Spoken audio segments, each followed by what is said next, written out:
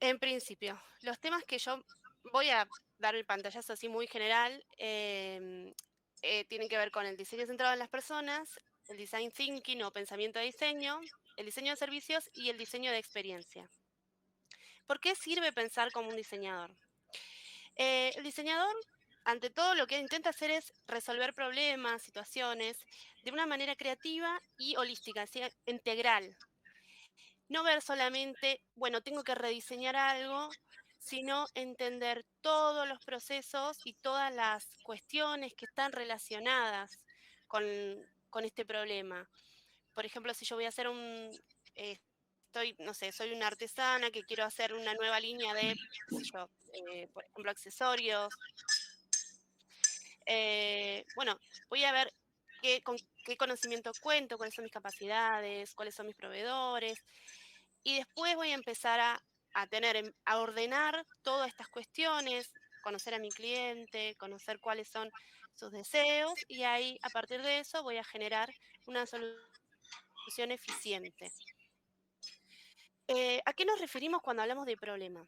Al hablar de problema nos referimos a una situación que no necesariamente es una situación negativa, ¿no? Tiene que ver con entender el escenario, satisfacer una necesidad o un deseo, esta propuesta de satisfacción, de generar interés. Bueno, esto es, nosotros le decimos problema, es una situación problemática que nos podemos plantear.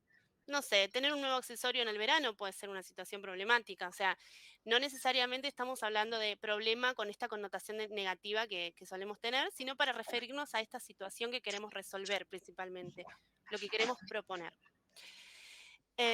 Y una situación eficiente, como les decía, es la que optimiza los recursos, las capacidades y cumple de manera correcta su fin. O sea, cumple con lo que nosotros proponemos, con esta necesidad que, por ejemplo, planteamos de tener un nuevo accesorio para el verano. Bueno, una solución eficiente es esta, poder brindarle al consumidor, a nuestro usuario o a nuestro cliente, em, un nuevo producto que satisfaga ese deseo, esas necesidades. Bueno, lo primero que tenemos que saber, que en este caso en particular, y es algo que ya se viene trabajando hace rato, es que el diseño está centrado en las personas. ¿Qué significa esto? Décadas pasadas, cuando existía recién el diseño industrial era como estaba arriba de todo y éramos re top los diseñadores industriales, ahora somos personas comunes, digamos, yo no soy nada top. Pero antes el diseñador era una persona estrella que diseñaba objetos únicos y divinos y, y nada, le bajaba la inspiración y creaba cosas hermosas y te las vendía a $1.000.000. Ahora esto ya se perdió porque de repente el paradigma cambió, la gente ya no le interesa tener objetos por tener objetos, ya el consumo es más responsable, ya no se genera tanta basura. eh, y se empieza a pensar en objetos que están centrados en las necesidades de las personas, en los intereses, en los deseos. Volvemos siempre a esto, ¿no? Entonces, ponemos el foco en las personas y tratamos de generar situaciones a partir de y llegar a una situación, perdón, innovadora. Eh, para esto tenemos lo que se llama las tres lupas del diseño centrado en las personas. Dan cuenta de tres factores, que son la deseabilidad, que es el deseo, lo que a nosotros nos lleva a desear algo, a buscar el objeto, o sea, cuán deseable es este objeto, eso es lo que hay que tener en cuenta para diseñar. La factibilidad, si es posible que yo lo pueda hacer, y cuán viable es, o sea, cuáles son las capacidades que yo tengo realmente para hacerlo, ¿no? Porque por ahí a veces pensamos que un nuevo producto tiene que ver con, bueno, voy a hacer algo nuevo. Y no, tiene que ver con ver cuáles son mis posibilidades, cuán factible es que yo lo pueda hacer, cuán viable, si la inversión que yo pretendo hacer no, no se justifica en relación al deseo que tiene mi usuario de esta nueva línea. Entonces, empezar a balancear esto y encontrar el punto es lo más importante para proponer un nuevo diseño. Bueno, como les decía, es entender el deseo de las personas y que no debe hacernos perder de vista que es que es la técnica eh, y que es organizacionalmente factible. Bueno, empiezo con el design thinking. Entonces, el pensamiento de diseño, bueno, acá les cuento un poquito que es generado por Tim Brown, que es un diseñador que está en una empresa en realidad que es diseñador industrial y ha trabajado para muchas empresas. Y él vio justamente esta cosa de que antes los diseñadores decían, bueno, a ver, trabajo en una empresa que hace, no sé, él en ese momento da un ejemplo en una charla muy interesante sobre un fax. La empresa hacía equipos de fax. Y él dice, bueno, voy a diseñar un equipo de fax, ya está. Y en realidad nunca pensó quién lo usaba, para qué lo usaba, nada, hizo ese aparato que estaba más lindo que el anterior y sin embargo no se lo compró nadie.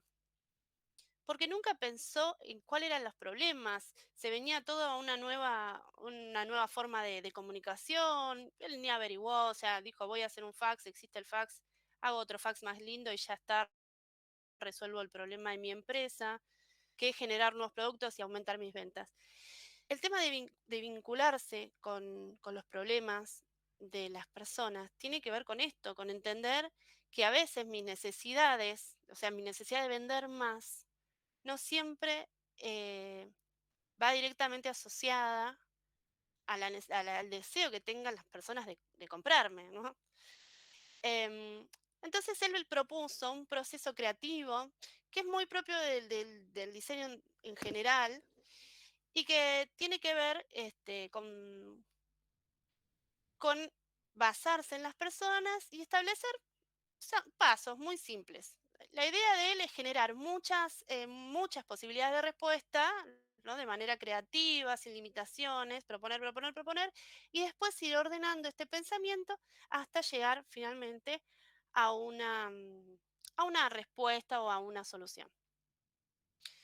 Entonces él plantea 5 pasos, que son empatizar, definir, idear, prototipar y testear. ¿Qué significa cada uno de estos pasos? Bueno, empatizar en realidad lo que significa es conocer a nuestro usuario, sentirnos como el usuario, ver qué siente esta persona, cuáles son las necesidades, ver el comportamiento.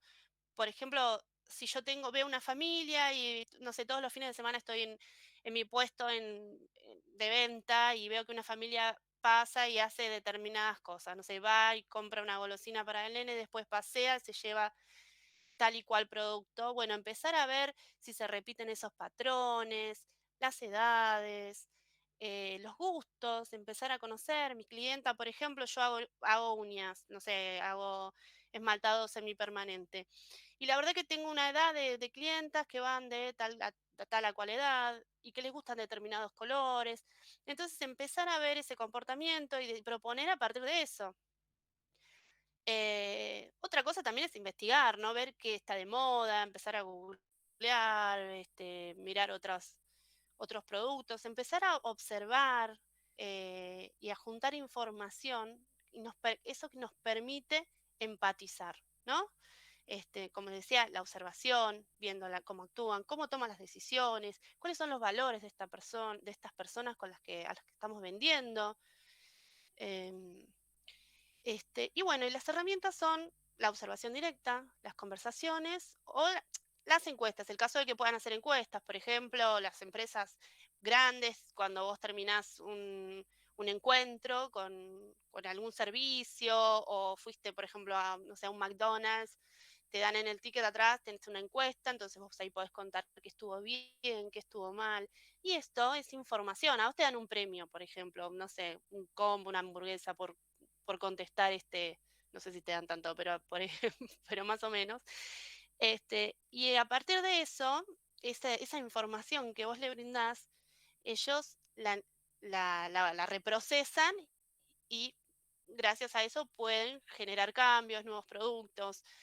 Eh, pero bueno, por ahí los que no tienen esta capacidad, que somos la gran mayoría, contamos con con lo que es la observación directa, cuando viene una persona a conversar, ¿te gusta esto? ¿Por qué te gusta? Sí, yo estuve, y empezar a ver qué es qué es lo que los motiva, qué desean, etcétera, ¿no? A eso nos referimos con empatizar. Bueno, una vez que tenemos toda esta información, lo que hay que hacer es definir el problema, a ver qué queremos ¿qué queremos hacer? ¿Qué vamos a hacer? ¿Qué es lo que parece que está bueno, que necesita esta gente? ¿Qué le puedo proponer? Entonces vemos toda la información eh, y lo que vamos a hacer es empezar a buscar puntos en común, establecer patrones de conducta, como les decía antes, que no lo veía. Bueno, ahora lo vamos a definir, vamos a decir, bueno, a ver, este cliente hace tal y cual cosa. Primero lo observamos, después definimos bien cuáles son los comportamientos que vemos, cuál es el problema que queremos resolver, eh, y después empieza la etapa creativa.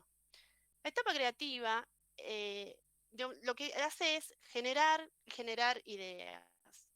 La idea es que la innovación se llega a partir de salir de digamos, de nuestra comodidad y empezar a explorar, generar. Así digamos, puede pasar que uno tenga la super idea y de repente, nada, cayó, puede pasar. Pero la verdad es que esto es un ejercicio que uno va haciendo y vas generando y cada vez vas afinando más tus ideas, las vas enfocando más y todo esto se basa en tener información, que como les decía al principio, muchos ya tienen información porque ya trabajan de esto. Entonces por ahí es cuestión de ordenarla, empezar a pensar en estos métodos y esto es lo que a nosotros nos va a diferenciar, conocer a nuestro usuario y proponer cosas enfocadas en nuestro usuario nos va a diferenciar. Incluso decir, bueno, yo tengo esta línea que funciona bien y ahora me gustaría, no sé, generar un producto, una nueva línea, un nuevo servicio, quiero apuntar a tal edad. Bueno, empezar entonces a ver ese foco, esa gente, empezar a saber qué quieren hacer y a partir de definir el usuario, definir sus características, definir el problema que queremos resolver, qué es lo que queremos. Queremos que la gente mayor que ya no tiene hijos venga a tomar una cerveza a la tarde, por ejemplo. Bueno, ¿cómo hago para vincularme con esa gente? Listo. Entonces empiezo a tener ideas, a tirar ideas. Este proceso se divide en dos etapas. Una es la divergencia y otra es la convergencia. En la etapa de divergencia es la etapa creativa en donde vos empezás a hacer como un brainstorming, una lluvia de ideas, empezás a tirar, me gustaría hacer esto, les voy a proponer poner música de su época, les voy a proponer darle, no sé, que la iluminación no sea tan tenue, y empezar a tirar ideas.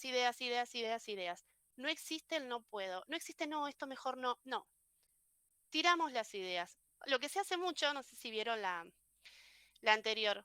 Los post-it se usa mucho ahora para proponer ideas, porque está muy bueno que vos lo podés, en estos papelitos que están pegados, vos los podés ir moviendo. Y una vez que vos tiraste un montón de ideas y las pegaste en ese papelito, en esos papelitos, en diferentes papelitos, después las podés ir ordenando, que es la etapa de convergencia. Entonces, en la etapa de convergencia vos agarras todas tus ideas, todas las que tuviste, que espero que sean un montón, y las empezás a ordenar. Eh, las seleccionás, te fijas cuáles son muy parecidas, porque a veces pasa que se parecen mucho, cuáles las puedes dejar a futuro, y empezás a ordenarlas, cuáles te parecen que son más importantes, empezar a aplicar distintos criterios que vos los podés, obviamente, decidir vos, y las ordenás, las jerarquizás y después seleccionás las más apropiadas. Entonces ahí es cuando surge la innovación, ¿no? Porque ¿qué es la innovación? ¿Es el superproducto tecnológico que viene de él? No. Una innovación es la incorporación exitosa en el mercado, en este caso, de un nuevo producto, un nuevo proceso, un servicio o una nueva forma de comercialización.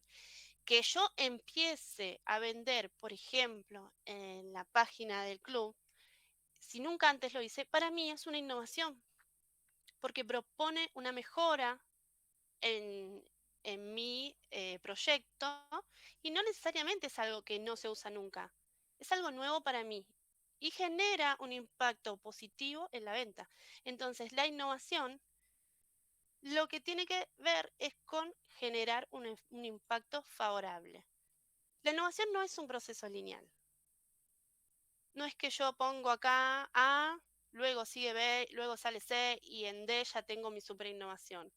La innovación es un proceso que va, que viene, que se alimenta de conocimientos previos, de información. La primera información que encontré, después yo llegué a una conclusión, pero resulta que me encontré con alguien y me dio información nueva y también la sumo. Entonces, colaborar con otras personas, estuve charlando con otra chica que tiene un emprendimiento y me comentó tal cosa. Todo esto tiene que ver con que la innovación es interactiva. Entonces, se va, se viene, se suma y así es que se genera la innovación. Como les decía, el producto innovador no es un producto necesariamente complejo. Un producto simple puede ser una diferenciación. Lo que tiene que hacer es resolver mejor la necesidad. Mejor que otro producto que yo tengo o en lo posible mejor que otros, que mis competidores, en todo caso. Eh, una vez que yo ya seleccioné mis ideas, lo que tengo que hacer es prototiparlas, probarlas, hacerlas lo más rápido posible. O sea, de manera simple, que no me salga una fortuna. Por ejemplo, si yo hago tejidos y digo, voy a probar estos colores, voy a probar este modelo que me parece que puede ir para esta temporada, como sea, bueno, hago rapidito, lo mejor que pueda, un prototipo y empiezo a ver, a mostrarlo. Tengo que probar mi idea. Entonces ahí empieza lo que es la etapa de testeo. Y la etapa consiste en evaluar el prototipo, ver cómo lo acepta el cliente, preguntar, escuchar las opiniones y siempre tratando de no condicionar, o sea, siempre decir, ¿qué opinas? Y no dar nuestra opinión. A mí me parece que no, escuchar, tratar de entender lo más, digamos, de la manera más descontracturada, digamos, tratar de vincularnos para entender y recibir. Como lo que yo quiero siempre es tener información para poder tomar buenas decisiones. Finalmente, cuando ya pasamos todo, díganme si voy muy rápido, perdónenme, porque yo me valentono. Finalmente, ya terminamos todos los 5 pasos del design thinking o el pensamiento de diseñador, como se le dice. Y bueno, tenemos la etapa de iteración. La etapa de iteración es una etapa que nos permite revisar todo el proceso y sacar conclusiones para mejorar y seguir creciendo. Entonces, si me di cuenta que por ahí hubiera necesitado preguntarle a otra gente, si hubiera sido mejor que no le pregunte la opinión a mi mamá, sino que en realidad hubiera estado bueno que nada, que la gente que está vinculada conmigo no opine de mi producto, no sé, cualquier cosa estoy diciendo. Bueno, empezar a ver estas cosas que nosotros, estos procesos, este proceso, cómo se fue dando y sacar, ver cómo se puede mejorar.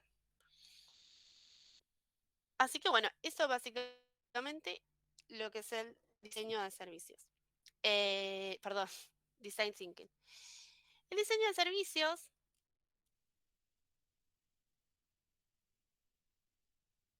em, en realidad, no es muy similar al diseño de productos, pero no.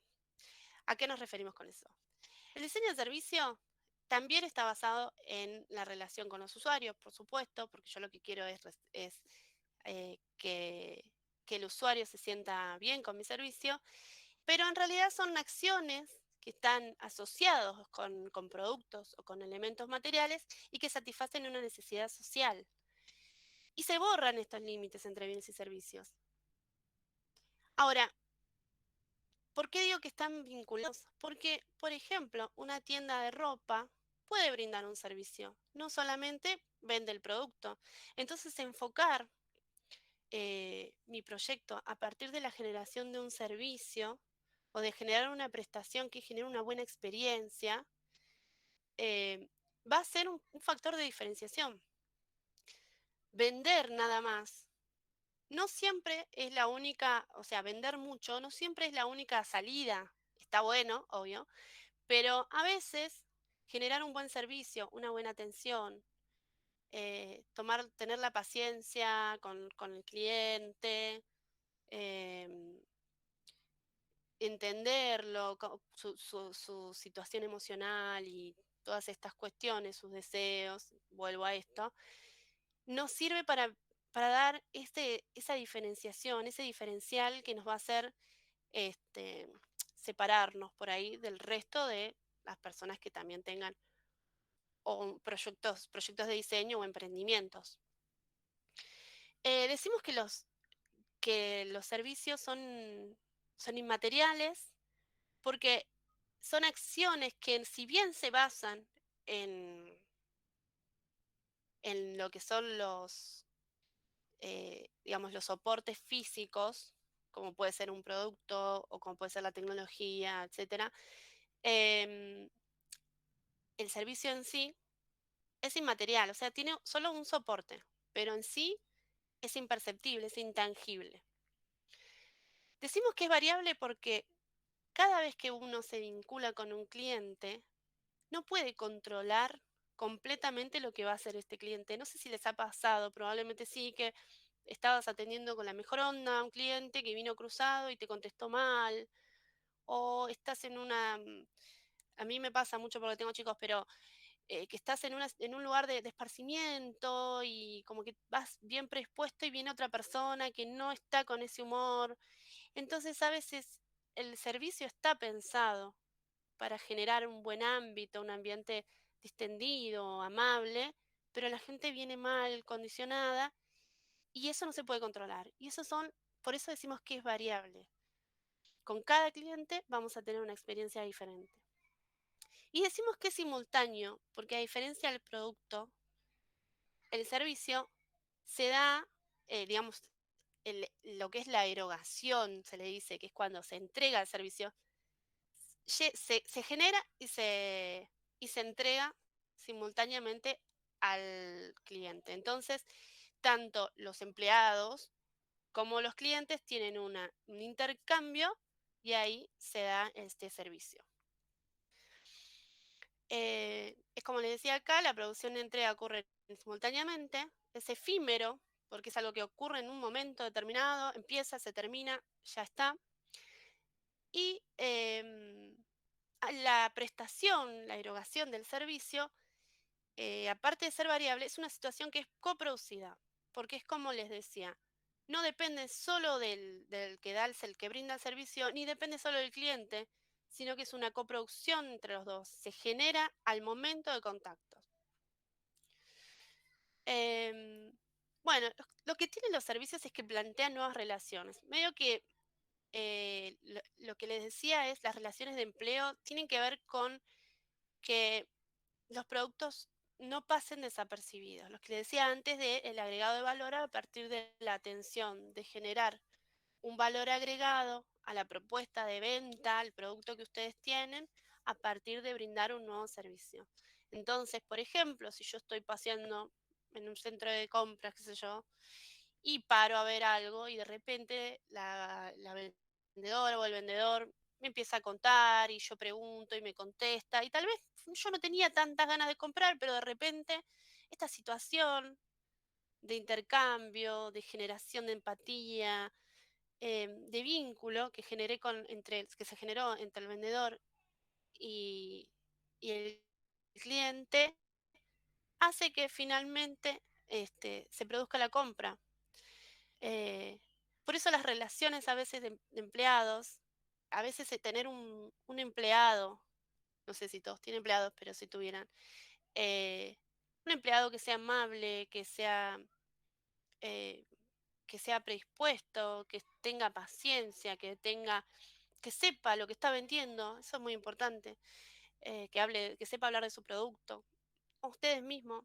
em, es casi tan importante como que, por ejemplo, tenga experiencia, no sé. Por ahí viene y te dice, sí, yo tengo 10 años de experiencia en venta.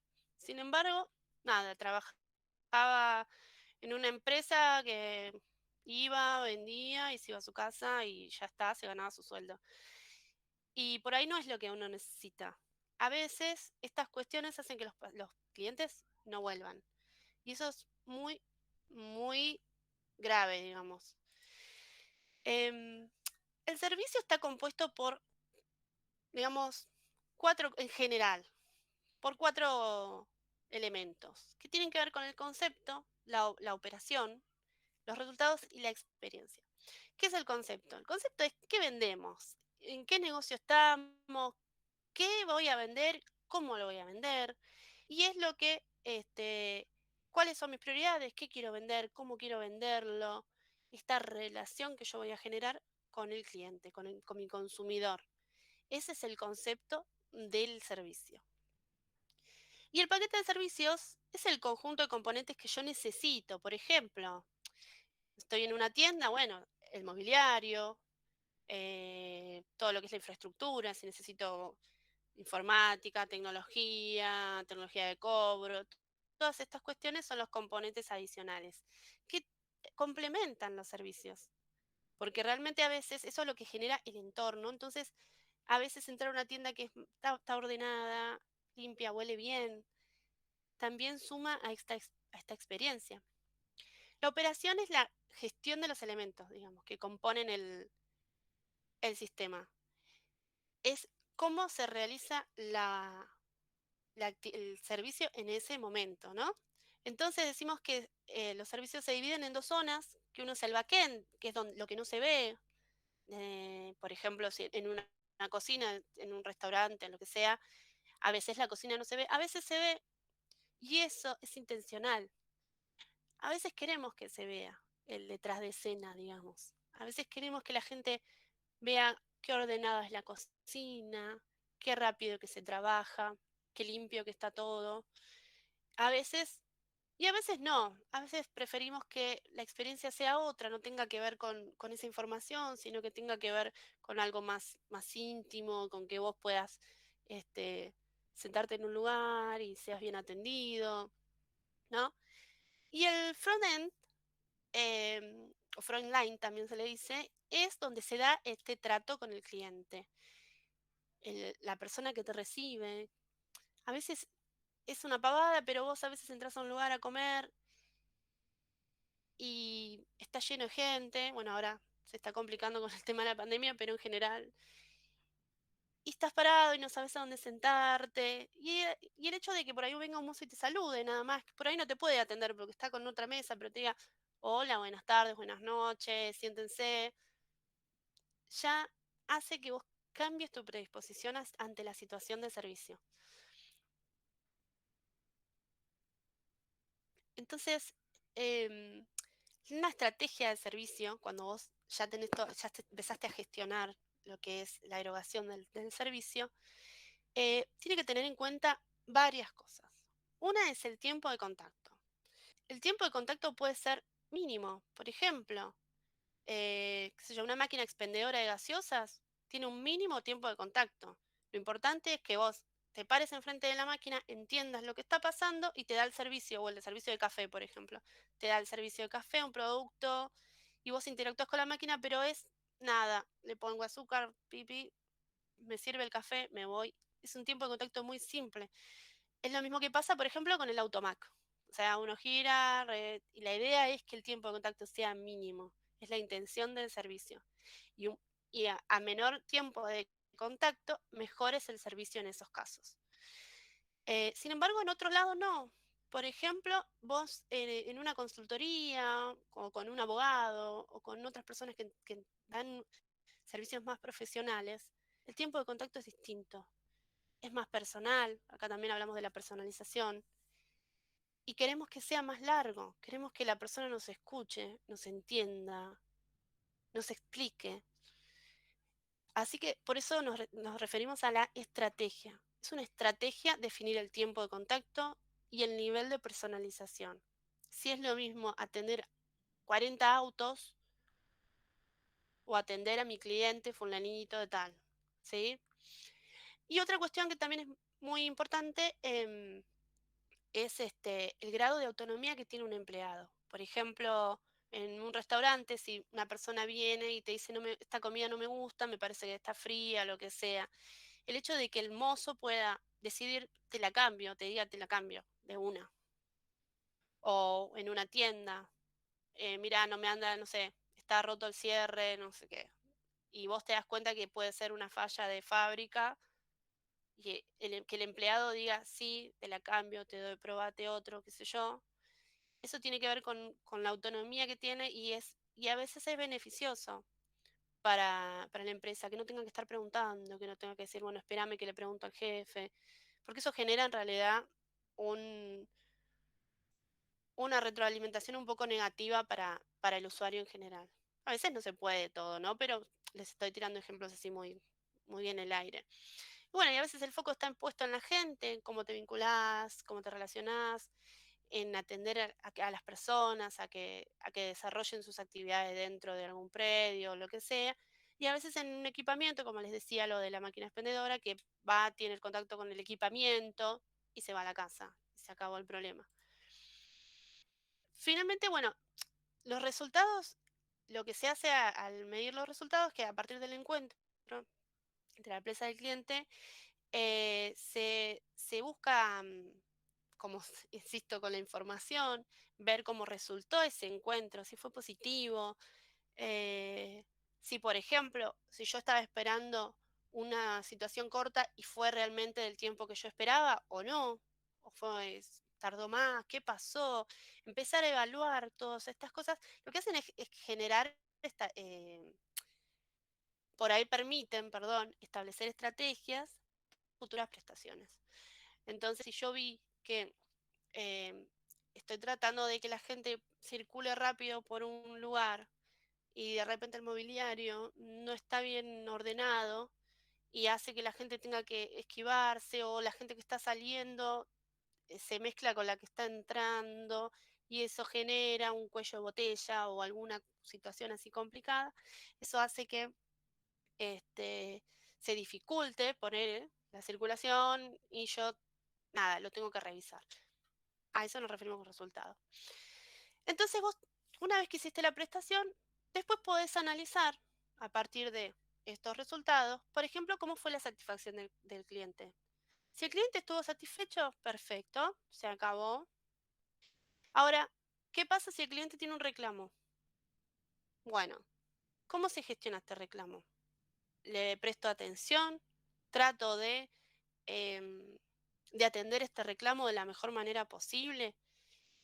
¿Qué pasa si a veces el cliente no le gustó una situación, pero la atención al reclamo, la respuesta, la solución de su problema fue tan personalizada, tan atenta, que se fue más contento que si no hubiera tenido ningún inconveniente?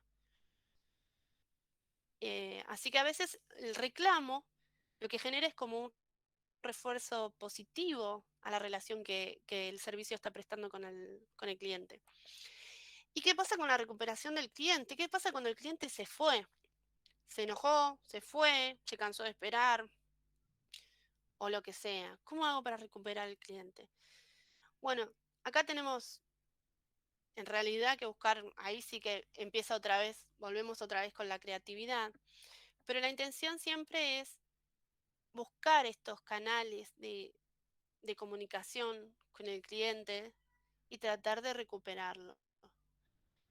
Por lo general, eh, pasa que el cliente se va cuando no está satisfecho, cuando un reclamo no es bien atendido.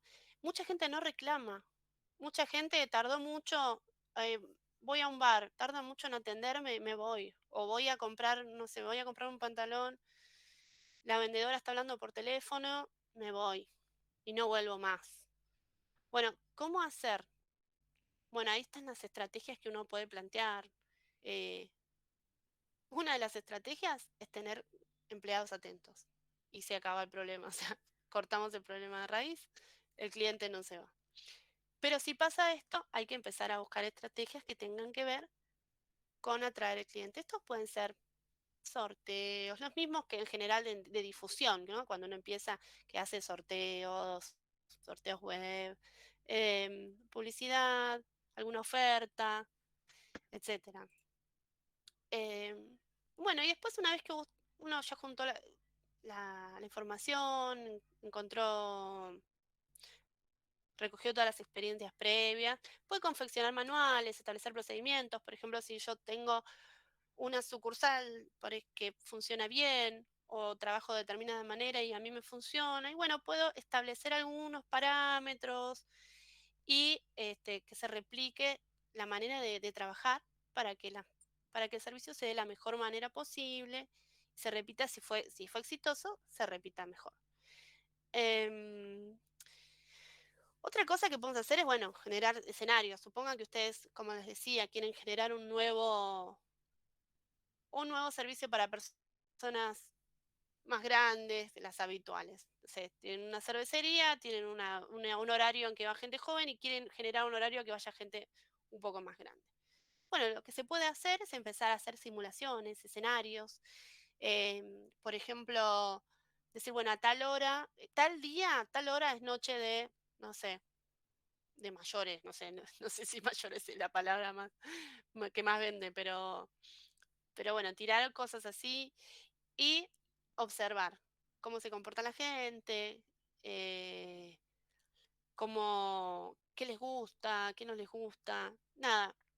O mirar otras situaciones en donde pasa lo que yo quisiera que pase con mi proyecto y otra vez juntar información para abordar un nuevo diseño. Lo que se hace finalmente, cuando ya tenemos todo más o menos pensado y diseñado, hacemos lo que es el mapa de servicio. También se llama blueprint. La idea es que el mapa de servicio lo que tiene que hacer es representar de la manera más clara posible, con jerarquías, distinguiendo las diferentes etapas, el proceso de entrega. Entonces, tanto lo que se ve como lo que no. Entonces, eso me permite ver cómo me vinculo por ejemplo, en una etapa de backend, o sea, una etapa de lo que no se ve, cómo me vinculo con los proveedores, quién los atiende, quién toma las decisiones, bueno, cómo hago que todo lo que necesito para efectuar mi servicio esté al momento de efectuarlo.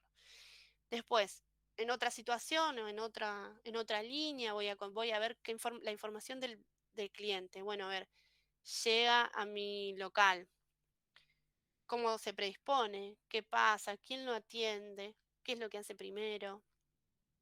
Y todas estas cuestiones empezar a observarlas para generar lo que se le dice el mapa de servicio, que lo que hace es decir, bueno, primero el cliente llega, es saludado, atendido por un empleado. Segundo, el cliente, no sé, se le pregunta qué necesita, bla, etcétera. Se le brinda el servicio específicamente. Luego se le da un recuerdo del lugar, no sé, y empezar, bueno, luego se le cobra, luego se va, todo eso. Finalmente, lo que nosotros queremos cuando hablamos de productos eh, basados en el usuario o en el diseño de servicio es generar experiencias. Entonces, las experiencias ocurren cuando las empresas usan los servicios para generar un evento memorable, para tener algo que yo diga, mira qué lindo, qué bien que la pasé en tal lugar, recordar de manera amable la situación que yo viví. Y bueno, como siempre, el usuario está en el eje de la propuesta y también es coproductor de la misma. Y por eso es importante que nosotros seamos empáticos y seamos observadores y podamos interpretar cuáles son las preferencias, incorporarlas para mejorar el servicio, ¿no? Es un poco más de lo que vengo diciendo, porque básicamente así. Entonces lo que queremos hacer es gestionar las necesidades emocionales y expectativas que tiene una persona cuando entra a un lugar, básicamente. ¿No?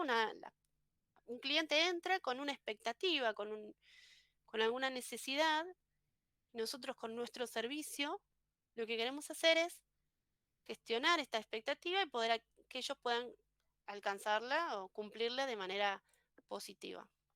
Entonces, por ejemplo, cinco principios que sirven para mejorar las percepciones en los servicios. Terminar con fuerza. ¿Qué significa eso? A veces cuando uno va, por ejemplo, a comer o a alguna situación, que la última parte del servicio sea positiva, sea buena, que te saluden muy amablemente, que te regalen alguna cosita, que te hagan sentir cómodo, es lo que, aunque no lo crean, es lo que más se recuerda de la situación.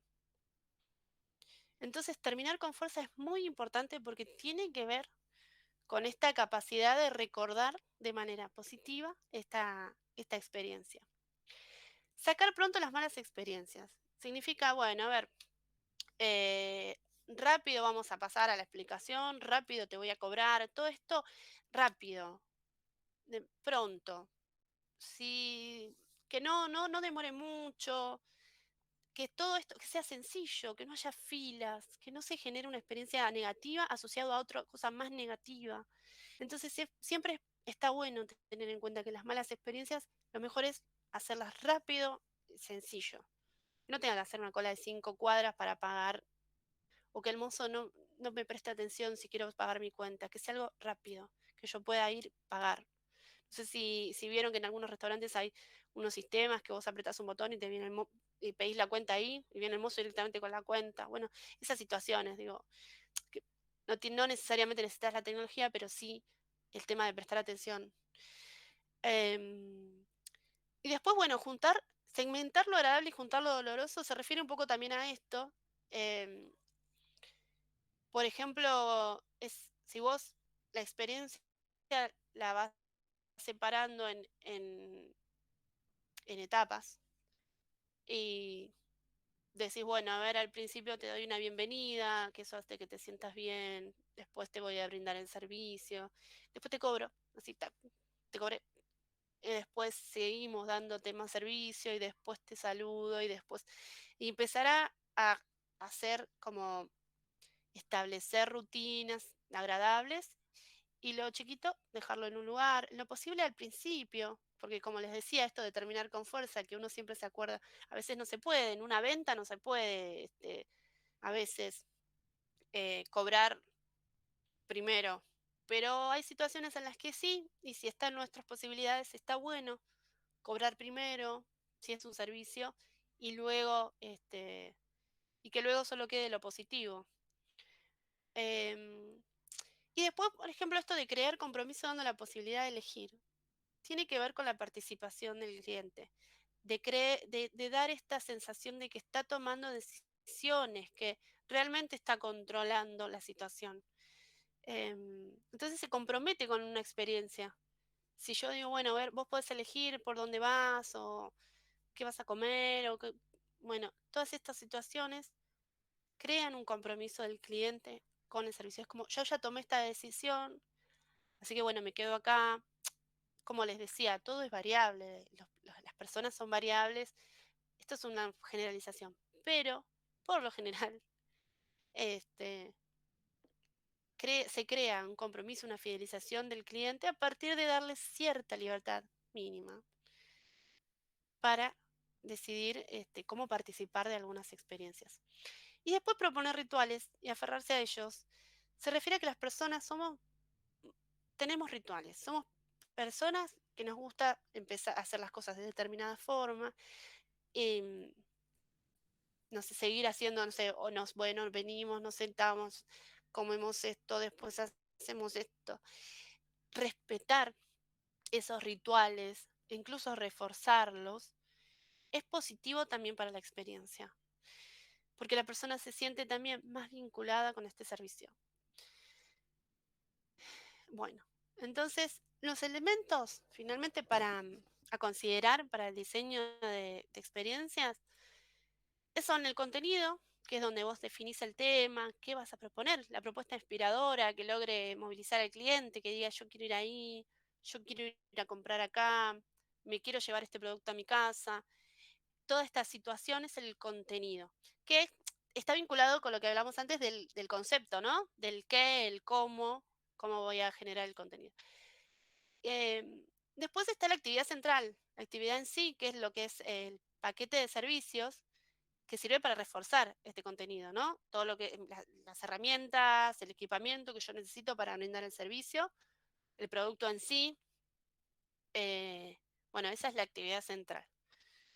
Después está el contexto físico. El contexto físico inmediato es lo que debe potenciar la actividad central y la participación del cliente. Es justamente, si es un restaurante, es el local, el mobiliario, el baño, la circulación, los caminos. el espacio físico con la que la persona se vincula. Y en este ámbito, las personas es donde se da la interacción social. Las personas hablan con otras personas, hablan con nuestros eh, empleados, con nosotros, nos vinculamos. Entonces, por eso es muy importante el contexto físico. Em, la interacción social, como les decía antes, nos sirve o sea, es importante analizarla porque los clientes y los facilitadores se vinculan en el momento de dar el servicio y, y es tan fundamental como el resto de lo que es el planeamiento del servicio. Entonces, al vincularse, generas lazos, compartís información, recibís información, generas todas estas cuestiones em, de vincularse, de generar rituales, esto que habíamos hablado antes, y también em, coproducís el servicio, la erogación del servicio. Y bueno, volvemos a lo que es la autonomía de los empleados para resolver las necesidades de los clientes, es que son muy importantes. Y finalmente, la educación. La palabra suena media fea, a mí particularmente no me gusta, se llama así. Y tiene que ver con desarrollar los sistemas que inspiren los comportamientos deseados. Nos referimos a diseñar la forma en que el cliente va a utilizar la locación, cómo va a utilizar el servicio, indicar, bueno, circule por aquí, ingrese acá, primero no sé, por ejemplo, me voy a comer un sándwich.